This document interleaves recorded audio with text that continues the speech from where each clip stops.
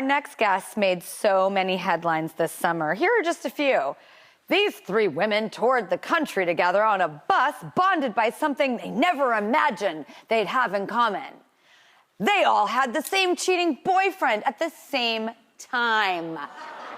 I have got lots of questions, so let's get into it. Please welcome from inside their bus in Cedar City, Utah right now, Morgan Tabor, Abby Roberts, and Bekah King. Oh, well, let's start at the beginning. Morgan, when did you realize that your boyfriend was cheating on you? So it was the end of 2020 in December. I had been joking about how this year couldn't get worse, and then it did. I had a really weird feeling. I feels like the universe or God or something just trying to tell me like something's off. So I did some deep diving and I found my boyfriend in photos with another girl, and I reached out to her. And she was like, whoa, this is insane. We're comparing timelines. She sends me Abby's Instagram profile and said, hey, we should look into her too, because if you're real, she's probably real too. She was. Okay, Abby, what went through your mind when Morgan reached out to you to tell you that you've been dating her boyfriend? I was absolutely shocked. It was such a bizarre experience because he had literally like woken up at my house that morning. And so it was just really awful and heartbreaking to find out that he was not who I thought he was. Morgan, how did you confront him? So I was on a long FaceTime call with a few of the girls, minus Bekah, that we had found. So I get a knock on my front door and it's him. And I have the girls on the call and I say, hey, it's showtime. And I put my phone on the counter and I leave the phone on. Then he asked me how my day went. And I said, oh, it's been amazing. I've actually made some new friends, as I grab my phone from the counter and I flip it in his face to the girls on the call. And it was a cinematic moment. I mean, his face. Yes, good. Oh, gosh.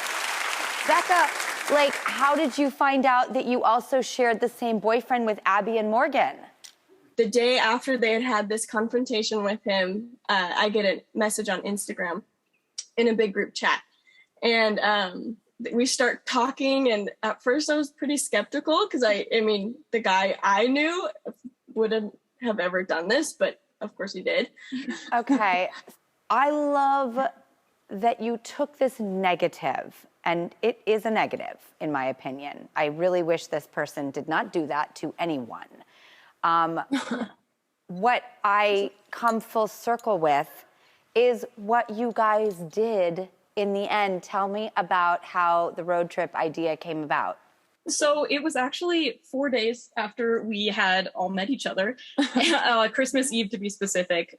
We started talking about our dreams, and traveling was a big one for all of us. And we were discussing different rigs we'd want to like go on a road trip in. And then I remembered I have family friends that are selling school buses. So I reached out to them and they were like, yeah, you can come take a look at some of them.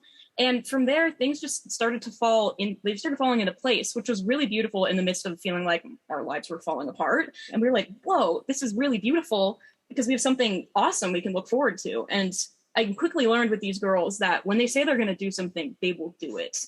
And that is how we're here now. Abby, I'd love to just quickly, from each one of you, what do you have to say to someone who has been through a broken heart and gets, blindsided? Yeah. Advice. So I think the biggest advice I would give is just like, you are not defined by what they did to you. And the quicker you can realize that and put your energy into positive things and move past it, you will become so much more empowered and so much more able to seek new opportunities and to really make something beautiful. Okay, and Bekah, will you contribute a thought? Because I loved that. I think something I've learned on this road trip is how important it is to have people that like to surround yourself with that are going through similar things, or at least can understand what you've been through.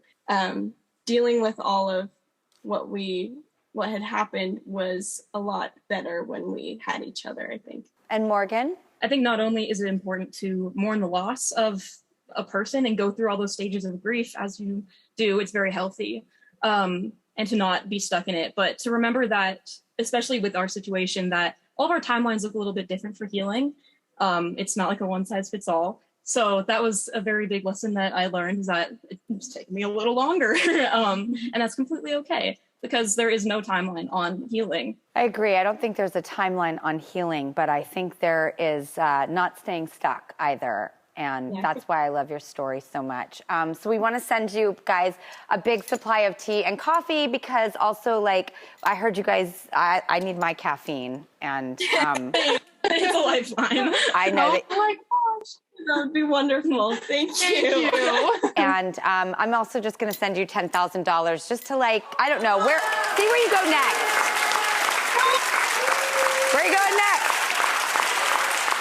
And wherever you go next, I'm wondering if you will check in with us and report the next bout of wisdom that you've gained.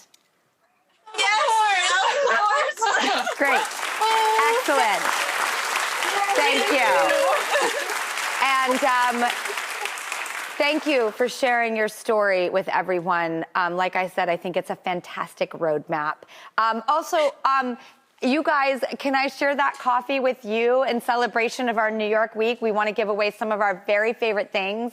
And everyone's going to get a year's supply of coffee and tea, thanks to Barney's Coffee and Tea Company. And I don't know where I'd be without my caffeine. And they just pride themselves on their unique flavors, ranging from German chocolate cake, yes please, to pumpkin spice, everyone's favorite. Like I said, we're going to check back in with you in another city and just see what you're up to next. Thank you so much. Thank you so much. Oh my God, I just love you guys. Thank you so much.